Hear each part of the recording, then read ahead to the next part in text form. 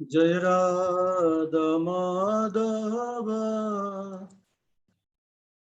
कुंज बिहारी गोपी जना वल्लभा गिरिवरदारी यशोदानंदन व्रज जनरंजन जमुना तीरा वनचारी जय राधा माधव कुंज बिहारी हरे कृष्णा कृष्णा कृष्णा हरे हरे हरे राम राम राम हरे हरे जय राधा माधव जय राधा माधव जय राधा माधव जय गौरनिताय गौरनिताय जय गौरनिताय जय प्रभुपाद जय प्रभुपाद जय प्रभुपाद जय गुरुदेवा गुरुदेवा जय गुरुदेवा निताई गौर हरि बोल निताई गौर हरि बोल निताई गौर हरि बोल श्री राधा माधव अष्टसिद्धि समान महाप्रभु की जय जगत गुरु शिला प्रभुपाद की जय पतित पावन गुरुदेव की जय शरणगत गौर भक्त वृंद की जय अनंत कोटि वैष्णव वृंद की जय निताई गौर शितनाथ प्रणानंदे हरि हरि बोल ओम अज्ञानं तिमिरान्धस्य ज्ञानाञ्जनशलाकया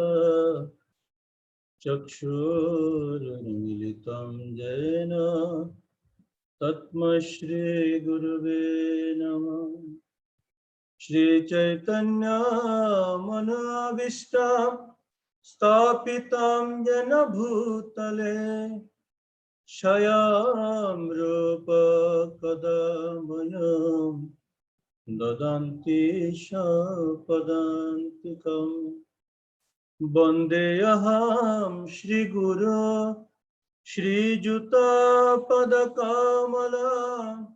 श्रीगुरून् वैष्णवान् च श्रीरूपं साग्रजातं सहगण रघुनाथं नितं तं सजीवम् साद्वैतं सावधूतं परिजनसहितं कृष्ण चैतन्यदेवं श्रीराधा कृष्ण पदान् सहगणा ललिता श्रीविशाखनितं च नमः विष्णुपादाय कृष्णपृष्ठाय भूतले श्रीमते जयपताका स्वामी नित्य नामिने नमः विष्णुपादाय कृष्णपृष्ठाय भूतले श्रीमते भक्तिवेदांत स्वामी नित्य नामिने नमस्ते सरस्वती देवे गौरवाणी प्रचारिणे निर्विशेष शून्यवादी पाश्चात्यदेशतारिणे वंशकल्पतरुभ्यश्च कृपा सिन्धुभ्येव च पतितानां पावनेभ्यो वैष्णवेभ्यो नमो नमः पञ्चतत्त्वमयं कृष्ण भक्तरूपस्वरूपकं भक्तावतार भक्ताक्षं नमामि भक्तशक्तिकं हे कृष्ण करुणा सिन्धु दीनबन्धु जगत्पते गोपेश गोपिका कांत राधाकांत नमस्तुते तप्त कांचन गौरांगे राधे वृंदावनेश्वरी विश्वभानुसुते देवी प्रणमामि हरिप्रिये। जय श्री कृष्ण चैतन्य प्रभु नित्यानंद श्री अद्वैत गदाधर श्रीवासदि गौरभक्तवृंद। हरे कृष्ण कृष्ण कृष्ण हरे हरे, हरे राम राम राम हरे हरे। ओम नमो भगवते वासुदेवाय, ओम नमो भगवते वासुदेवाय, ओम नमो भगवते वासुदेवाय। मोकं करोति वाचालं पंगुलं गयति गिरि यत्कृपातमहं वन्दे परमानन्दमाधवं। श्रीगुरो दीनतारिण श्री चैतन्य परमेश्वर। हरे कृष्णा। तो सभी को बहुत बहुत धन्यवाद रात्रिकालीन परिकथा में उपस्थित होने के लिए। और आज का हम लोग काल का जो प्रसंग था, किसी को इस विषय में किसी को बोलना है, आप हाथ इसमें हाथ ये कर सकते हैं, तो हम उनको अनम्यूट करके हम सुनेंगे। काल का क्या प्रसंग था?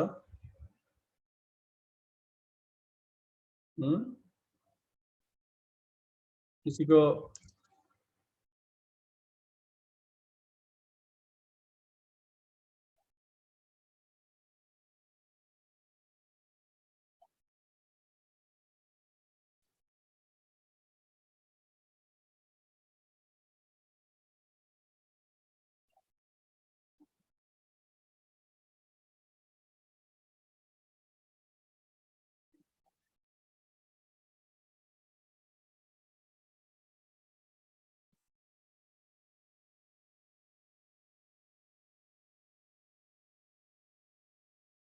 कल का प्रसंग का बारे में किसी को कुछ बोलना है? कल बहुत ही सुंदर प्रसंग था हमारा।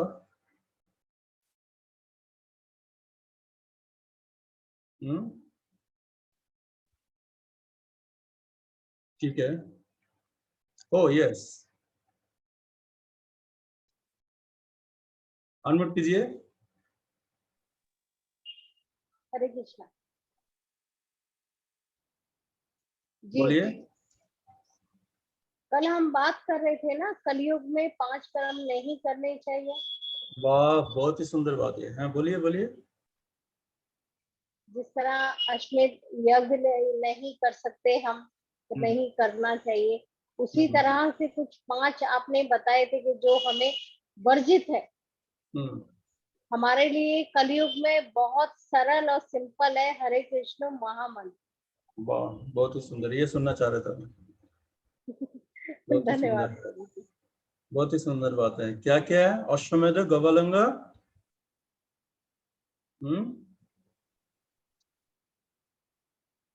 संन्यास, फल प्रकृत, देवरण सुतोत्पत्ति, कौल पंच विवर्जय। तो ये बहुत ही इंपॉर्टेंट है।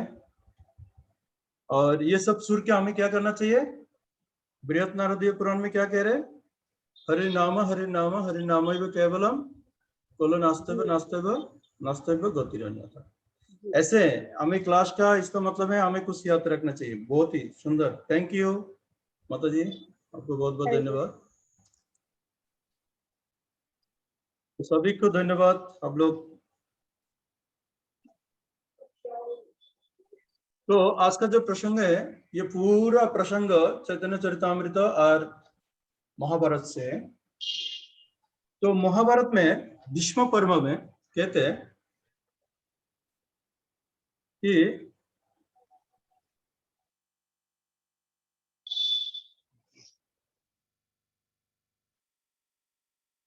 ओ चिंता कुलये भाव नौथन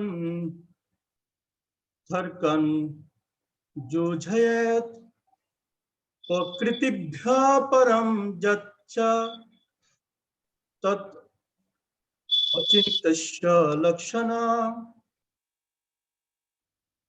तो इसमें कहते हैं कि भौतिक प्रकृति से परे कोई भी दिव्य बात अचिंत्य कहा लेते हैं, जबकि सारे तर्क संसारी होते हैं, जो कि संसारी तर्क दिव्य विषय को स्पर्श नहीं कर पाते। अतः मनुष्य को संसारी तर्क से दिव्य विषय को समझने का प्रयास नहीं करना चाहिए।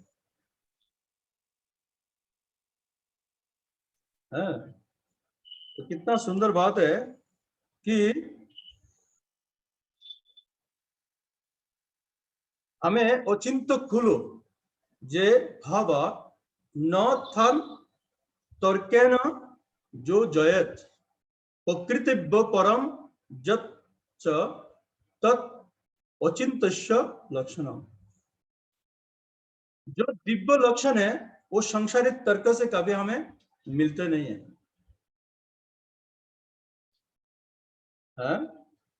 जैसे कभी कभी लोग बहुत सारा तर्क करते हैं कि भगवान का विषय में, काफी सारा विषय में तर्क करते हैं, लेकिन उससे कोई मतलब नहीं निकलते, उससे कोई मतलब नहीं निकल पाते। तर्क से कभी मतलब नहीं निकल पाते।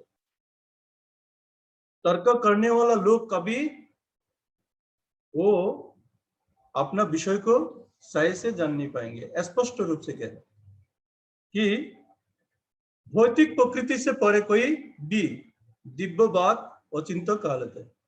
जो भौतिक प्रकृति के ऊपर है वो है दिव्य।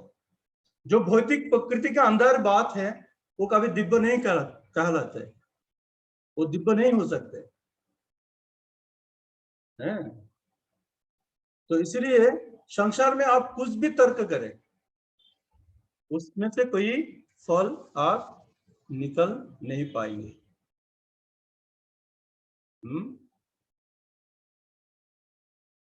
तो इसलिए ऐसे समय हमें गवाना नहीं चाहिए। सेम बात चैतन्य चरितामृत में भी ये बात कहते हैं कि अचिंत्य कुल जे भावा न ताम तर्केन जो जयेत प्रकृतिभ्यो परम च तत् अचिंत्यस्य लक्षणम्। एक ही बात। तो चैतन्य चरितामृत में ऐसे कृष्णदास कविराज गोस्वामी लिखते हैं कि अद्भुत चैतन्य लीला जाहार विश्वास সেই জন যায় চৈতন্যর পদ आस। भगवत गीता में भी कहते हैं ऐसी बात को कि जन्म कर्म च में दिव्य एवं जो व्यक्ति तत्तः त्यक्ता देह पुनर्जन्म नैति मामेति सहज। इस विषय पे तो लोग तर्क करके कुछ फायदा नहीं है। कभी कभी ये होते थे, मेरे साथ भी ऐसे हुआ था। मेरे एक चाचा था, तो मेरे चाचा का दोस्त था, वो उसे उसी तरीका का चाचा था। तो कभी कभी वो मेरे को बोलते थे, भतीजा तू क्या कर रहे हैं, ये सब क्या कर रहे हैं। और ऐसे ऐसे बात को मैं कुछ भी बोलूं तो उसको नहीं नहीं तू क्या बोल रहे, नहीं मेरे समझ में नहीं आ रहा, मेरे समझ में नहीं आ रहा, मेरे समझ में नहीं आ रहा। और दूसरा बात, वो कुछ ना कुछ मुझे ऐसे बता देगा कि मैं उसको विश्लेषण करते रहो और आखिर जाके बोलते हैं तू सही क्या। तो तर्क से नहीं, तर्क से आपको कभी ऐसे बोलते ना, जो विषय तर्क से कभी आप भगवान को प्राप्ति नहीं कर सकते। और तर्क करने वाला लोग भी कभी सच्चा भक्त भी नहीं बन पाते। जो भक्त होते हैं वो गंभीर होते हैं। तो इसीलिए चैतन्य चरितामृत में भी कह रहे हैं कि अद्भुत चैतन्य लीला जाहार विश्वास, जो भगवान का जो लीला के ऊपर जो विश्वास है, সেই জন যার চৈতন্যের পদবাস, वही व्यक्ति हैं जो भगवान का चरण को प्राप्ति कर पाते हैं। সেই জন যায় চৈতন্যের পদাস। तो इसीलिए हमें कोई चीज के ऊपर तर्क नहीं करना चाहिए।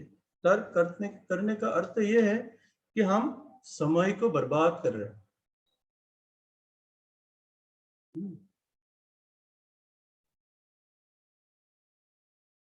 तो एक्चुअली देखा जाए तो तर्क वो व्यक्ति करते हैं जो साधारण और मूर्ख जैसे लगते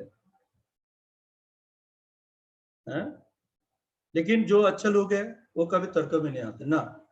वो क्या करते हैं, जो सटीक व्यक्ति है, जो सच्चा उसको ज्ञान दे सकते हैं, उनसे ऑलरेडी जिज्ञासा करते हैं। जिज्ञासा कभी तर्क नहीं होते, और जिज्ञासा करना चाहिए। चार प्रकार का जो भक्त है, अर्थात जिज्ञासु, ज्ञानी, सबार्थस्वर। तो जिज्ञासु जो व्यक्ति हैं, अच्छा, वो पूछते हैं कि भगवान कैसे होते हैं, भगवान का लीला क्या है, भगवान का क्या विषय है। क्यों? क्योंकि गुज्जम अक्काति पिच्छति। तो गुज्जम अक्काति पिच्छति मीन्स अगर आप पूछेंगे नहीं है गुज्जतर विषय को, जानेंगे कैसे?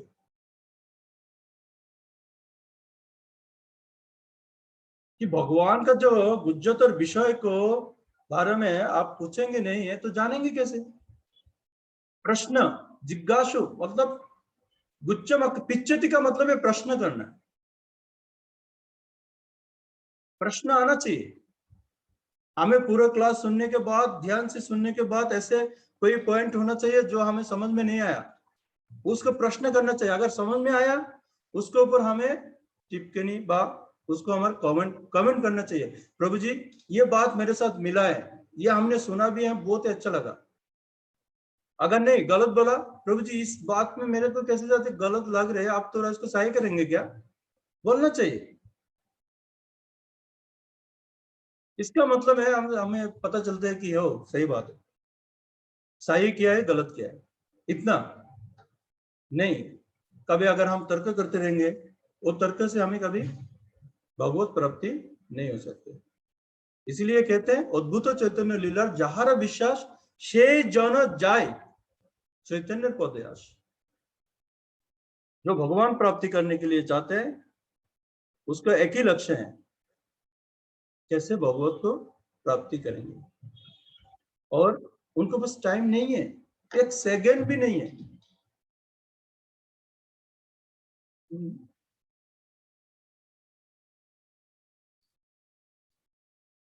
तो आगे महाभारत में वन पर्व,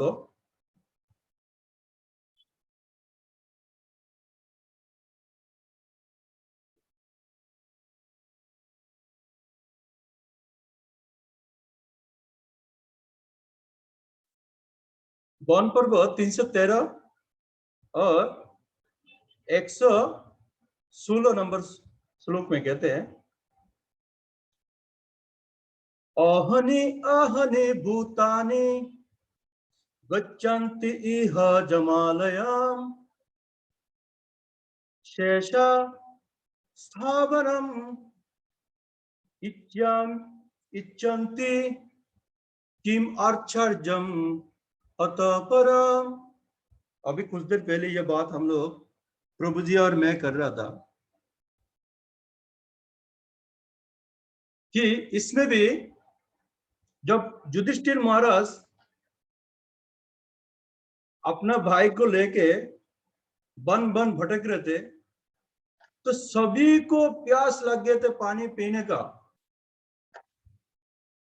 तो आप लोग को मालूम है ये जल का जो जो कुंड मतलब तालाब का जो एक मालिक होते हैं उसको बोलते जक्ष। जक्ष जो है तालाब का मालिक होता है।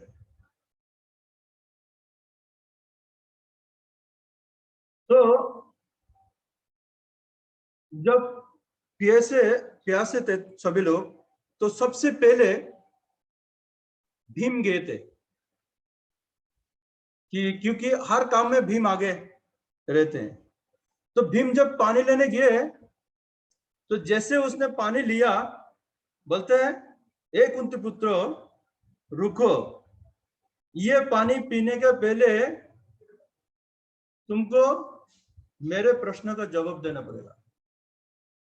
और ये तो मानेंगे नहीं, ये नहीं है? मैं तेरे को प्रश्न का जवाब देने का टाइम मेरे पास नहीं है। मुझे मेरे भाई लोग क्या है, प्यासा है, मुझे उन लोग के लिए पानी लेके जाना है। तो इतना माना करने के बावजूद भी भीम ने क्या कर दिया, उसने पानी पी लिया। और जैसे पानी पिया वो अचेतन हो गया, वो चैतन्यहीन हो गया। तो अभी क्या हुआ, फिर अर्जुन आया, नकुल आया, सहदेव आया, एक एक करके कोई जवाब नहीं देते, कोई जवाब नहीं देते। तो फिर युधिष्ठिर महाराज आया कि मेरे भाई लोग को क्या हुआ, किस समस्या में गिर गया। तो जब युधिष्ठिर महाराज आते हैं तो ये प्रश्न उनको कहते हैं, ये श्लोक उनको कहते हैं, क्या कहते हैं, अहनि अहनि भूतानि गच्छन्ति इह जमालयम। तो जमालय मतलब जम, जो जम राजा हैं, उन्होंने ये प्रश्न करते हैं उनसे, क्या है, शोषम स्थावरम इच्छन्ति किम आचार्यम अतो परम। ये जगत में बोलते कि इस संसार में प्रतिदिन असंख्य जीव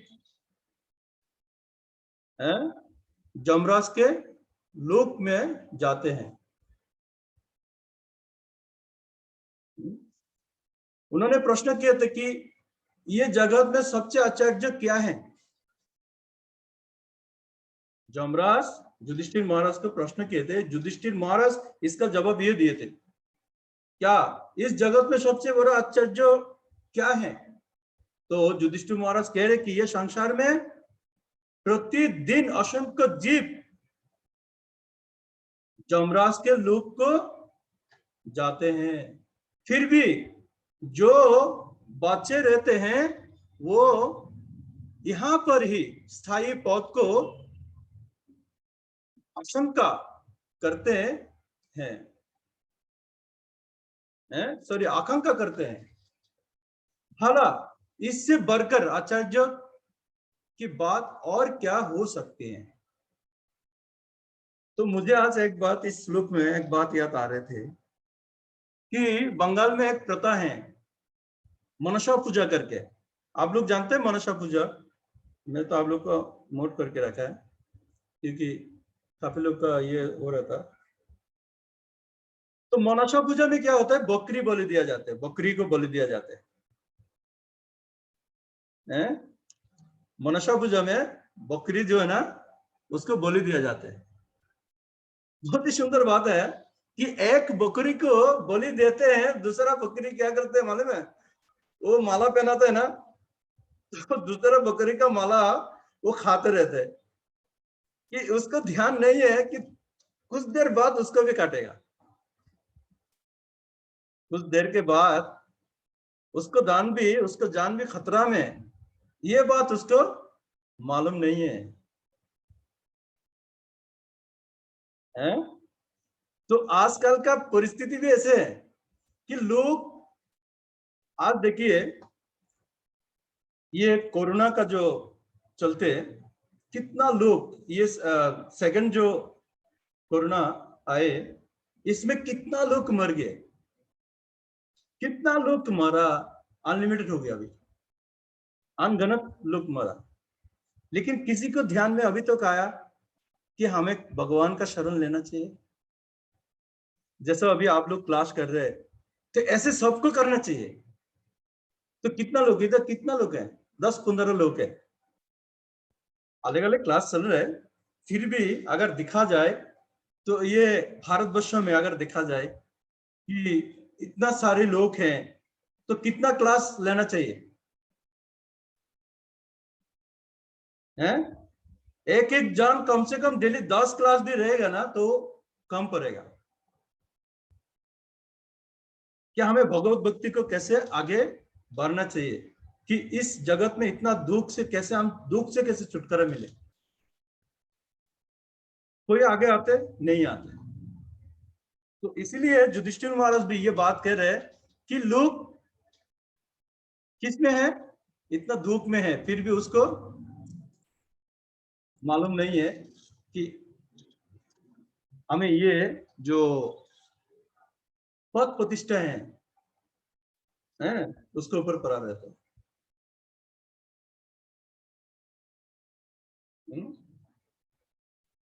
कि ये कह रहे उस स्थायी पद में है, वो स्थायी पद में आशंका करते रहते हैं। तो स्थायी पद में आशंका का मतलब यह है कि उसका कोई परिवर्तन नहीं आया कि इतना लोग डेली, इतना लोग मर रहे, इतना लोग जा रहे, इतना लोग जमलोक जा रहे, कि हमें क्या करना चाहिए। हमें क्या करना चाहिए। तो इसीलिए जो भगवत भक्त होते हैं तो वो इतना भक्ति करने का बाद भी वो सोचते रहते, अरे मेरे से कोई अपराध तो नहीं हुआ, मेरे से कोई गलती तो नहीं हुआ, मैंने कुछ पाप तो नहीं कर रहे। क्यों? क्योंकि इस विषय को जानते हैं कि अगर हम पाप करेंगे तो मैं पीछे गिरूंगा, अगर हम अपराध करेंगे तो कभी जन्म लग जाएंगे कि मुझे ये अपराध को शुद्ध करने के लिए है। तो ये होते हैं भगवत भक्त का प्रवृत्ति। लेकिन जो भगवत भक्ति नहीं करते हैं तो उनका प्रवृत्ति होता है ऐसा, स्थायी पद में लगा रहते हैं, उसमें से निकालने का कोई रास्ता ही नहीं ढूंढते हो कि हमें क्या करना चाहिए। तो युधिष्ठिर महाराज इसीलिए कह रहे उससे ज्यादा आश्चर्यजनक कुछ भी नहीं है।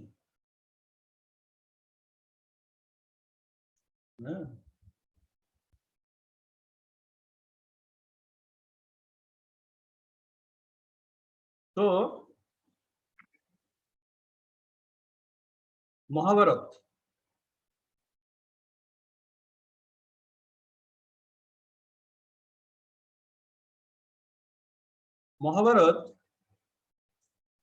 सेम वन पर्व 313 अध्याय और 117 कहते हैं, तर्क अप्रतिष्ठा श्रुतया विभिन्यान अशऋषि अष्ट परमान भिन्नम धर्मस्य तत्त्वं निहितं गृहायां महाजन जैन गतश पंथ महाजन जैन गतश पंथ। तो इसमें कहते हैं कि सूक्ष्म तर्क में निर्णय का अभाव होते हैं। अगर आप तर्क करते हैं तो तर्क करके कभी निर्णय को आप प्राप्ति नहीं कर पाते, निर्णय ले नहीं पाते आप। तर्क करके कभी निर्णय तो प्राप्ति नहीं हो सकते। क्या कह रहे हैं कि सूक्ष्म तर्क में निर्णय का अभाव होते हैं। जिस महापुरुष का मत अन्य से भिन्न नहीं होता है उसे महान ऋषि नहीं माना जाता है। केवल विभिन्न वेदों के अध्ययन से कोई सही मार्ग पर आकर धार्मिक सिद्धांतों को समझ नहीं सकता है। धार्मिक सिद्धांतों का सत्य शुद्ध स्वरूप सिद्ध व्यक्ति के हृदय में छिपा रहता है। फलस्वरूप जैसा कि सारे शास्त्र पुष्टि करते हैं कि मनुष्य को महाजन द्वारा बतलाए गए प्रगतिशील पर पथ पर ही चलना चाहिए। तो इसमें स्पष्ट रूप से, भाई मेरा हिंदी इतना अच्छा नहीं है, सॉरी आप लोग को, कि इसमें कह रहे अगर आप तर्क करते हैं, सूक्ष्म तर्क करते हैं, तो उसमें से कभी आप निर्णय नहीं ले सकते।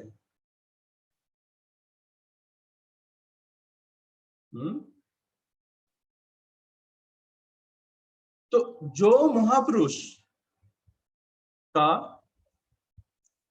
ऐसे जो महापुरुष होते हैं, अगर कुछ बोलते हैं ना ऋषियों, ये भी बात, सेम बात, ये बात जमराज युधिष्ठिर महाराज को कहते, प्रश्न किए थे, तो युधिष्ठिर महाराज इसका उत्तर ये देते, ये श्लोक में देते उन्होंने, कि हम कभी ये तर्क करके कभी निर्णय को नहीं पा पाएंगे। तो ये जो मुनि ऋषि, उन्होंने बोल रहे कि ऋषि लोग जो है ना तर्क करते हैं, वो भी तर्क का ऊपर नहीं है, तो इसीलिए उसे महान ऋषि माना नहीं जाते। सेम बात, उसी महान ऋषि नहीं माना जाता है। केवल विभिन्न वेदों, अगर वेद अध्ययन करने से भी आपको सही मार्ग पर आकर धार्मिक सिद्धांतों को समझ नहीं सकते। आप वेद अध्ययन कर रहे, बहुत ही सारा आपने बहुत पांडित्य अर्जन कर लिया, फिर भी आप सही मार्ग में नहीं आ सकते। क्यों? जब तक आप महाजन जैन गतश पंथ, जो महाजन लोग आपको रास्ता दिखा रहे, उसी के ऊपर आप नहीं चलेंगे। तो हमें इसलिए क्या करना चाहिए कि जो महाजन हमें रास्ता दिखा रहे, उसी को हमें अनुसरण करना चाहिए। तो तर्क करने से निर्णय नहीं मिलता है? और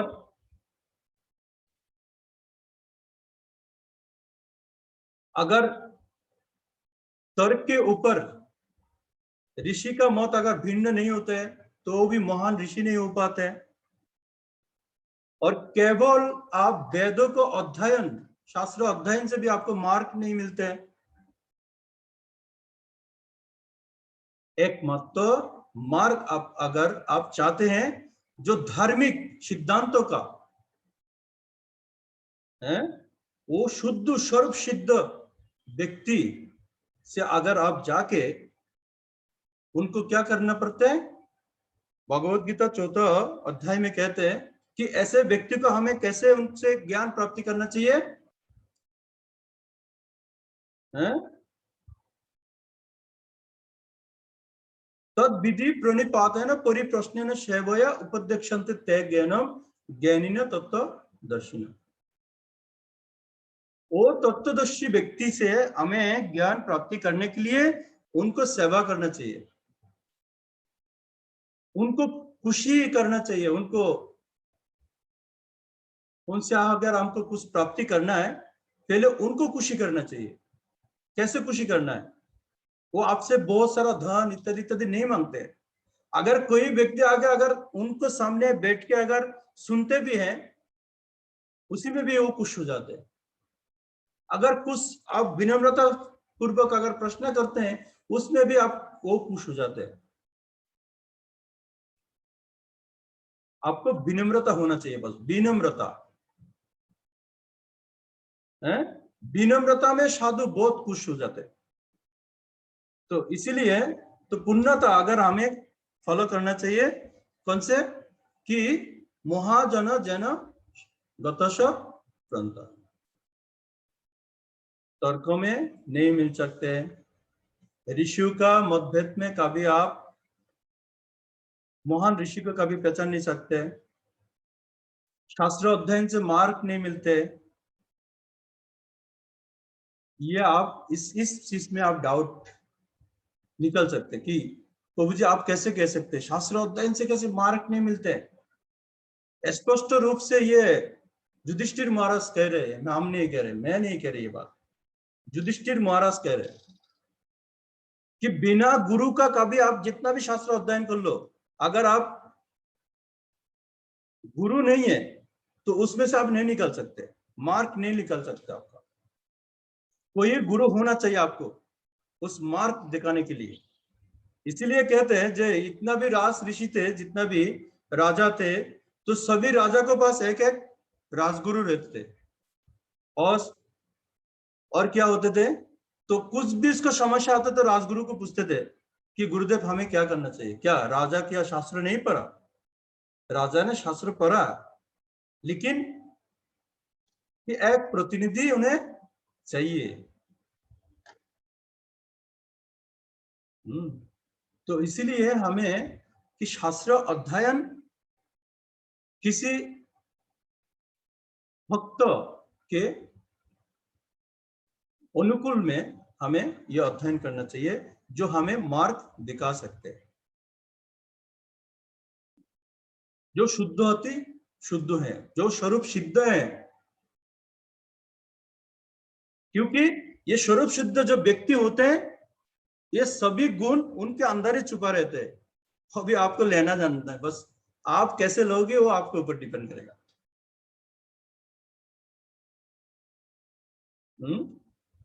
आप कैसे लेंगे वो आपके ऊपर डिपेंड करेगा। कभी कभी देखा जाता नहीं, वो व्यक्ति ना धन में खुश है, ना आपको किसी चीज में खुश रहते हैं। नहीं, कोई चीज दे के आप खुश नहीं कर सकते, क्योंकि अगर आप करोड़ों रुपये दे दिए ना, उसमें से ओनली वो निकलेगा, ठीक है तथास्तु।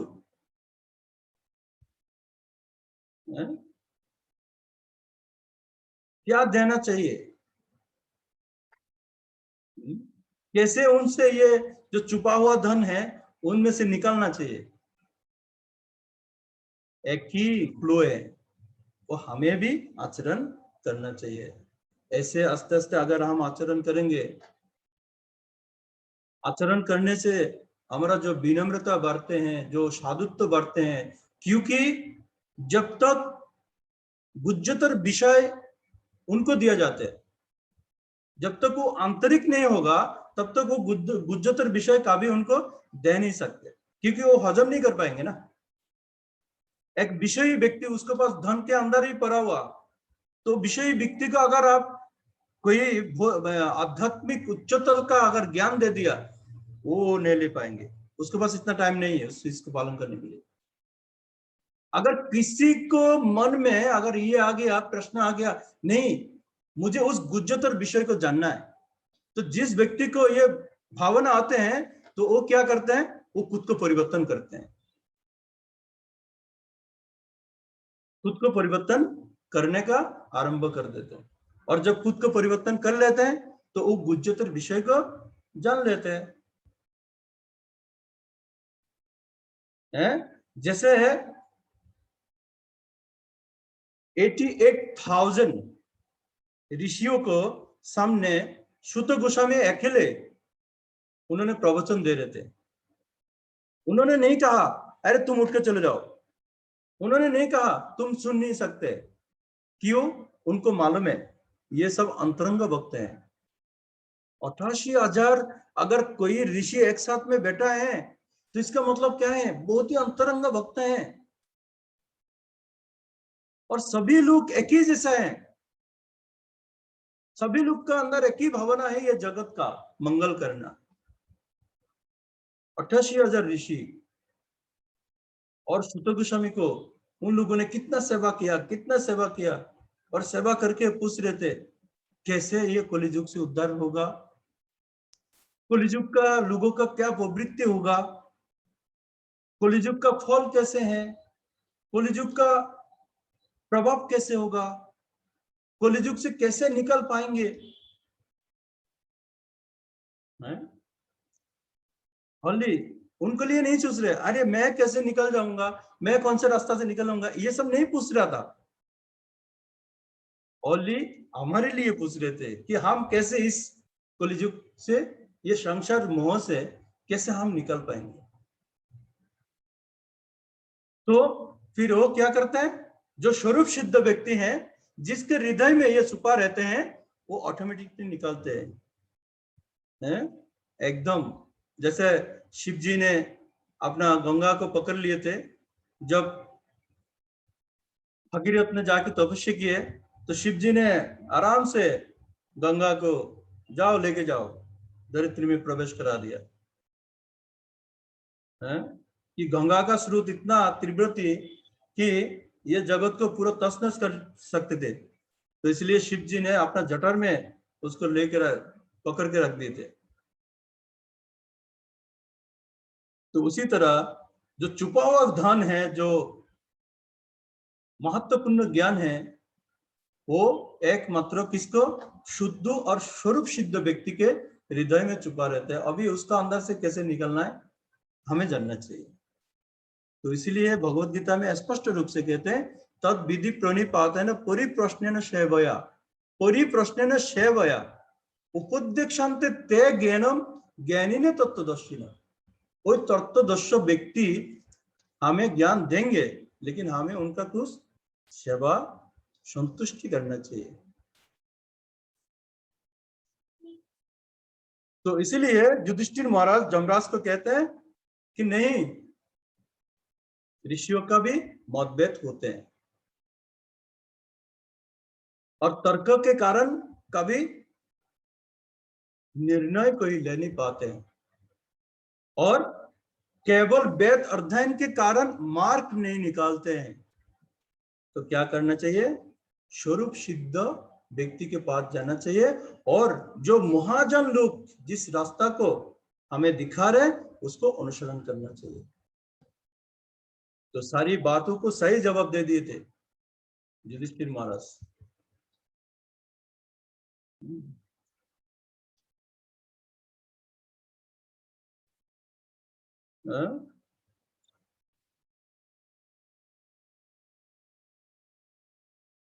तो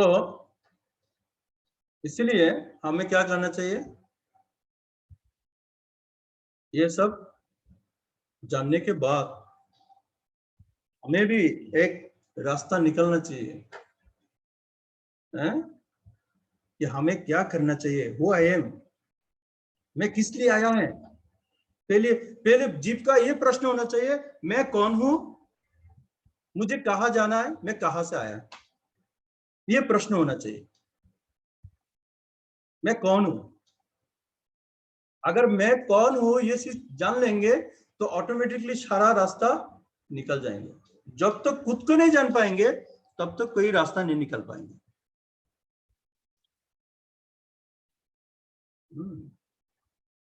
तो कल हम लोग ये चैतन्य महाप्रभु का विषय में बोल रहा था कि थोड़ा सा ये सुवर्ण वर्ण हेमंगत वरंग चंदन अंगधि संन्यास कृत सम शांत निष्ठा शांति परायण।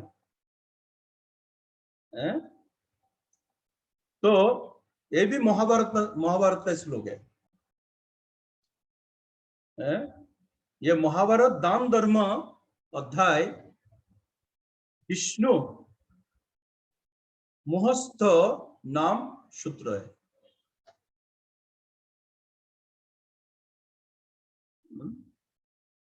तो इसमें कहते हैं कि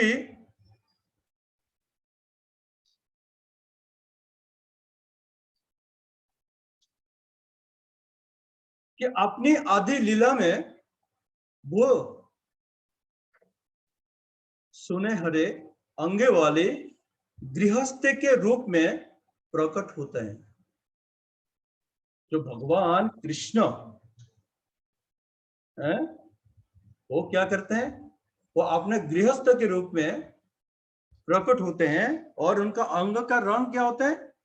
सुनहरे। उनके अंग प्रत्येक उनके अंग प्रत्यंग सुंदर तथा उनका चंदन लेपित शरीर पिघले सुने जैसे लगते हैं। शेष लीला में वो संन्यास ग्रहण करते हैं और वो संभव आले तथा शांत रहते हैं। वो शांति तथा भक्ति के सूचक दाम है, क्योंकि वो निर्विशेषवादी भक्तों को चुप करा देते हैं। जो निर्विशेषवादी हैं उनको क्या करते हैं, पूरा चुप करा देते हैं।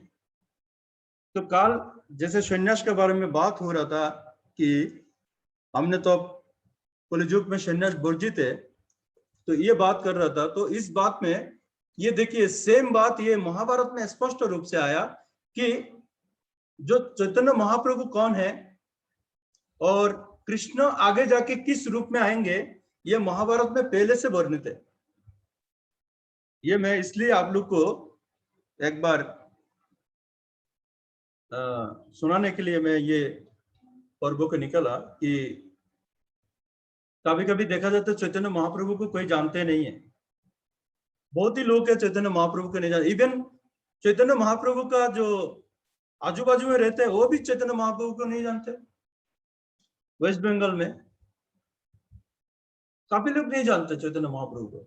वो चैतन्य महाप्रभु को जानते हैं एक साधारण भक्त जैसा है।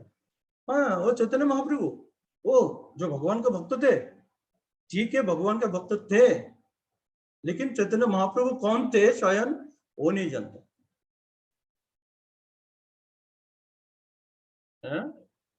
तो इसलिए महाभारत में स्पष्ट कह रहे कि चैतन्य महाप्रभु कृष्ण कैसे होगा आगे जाके।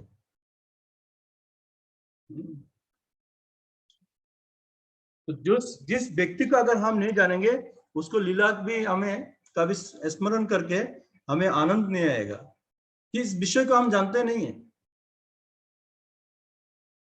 तो इसलिए चैतन्य महाप्रभु का जो लीला है वो महाभारत में स्पष्ट भावे वर्णित है कि उनका रूप कैसे होगा, उनका लीला कैसे होगा, उनका अंग कांति कैसे होगा और उनका जो कर्म कैसे होगा,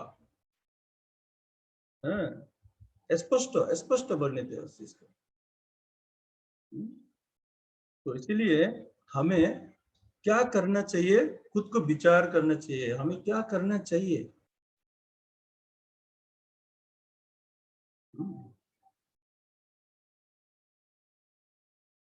तो मैं इधर ही विराम दूंगा। किसी का कोई प्रश्न और कुछ ऐड करना चाहते तो आप कर सकते हैं।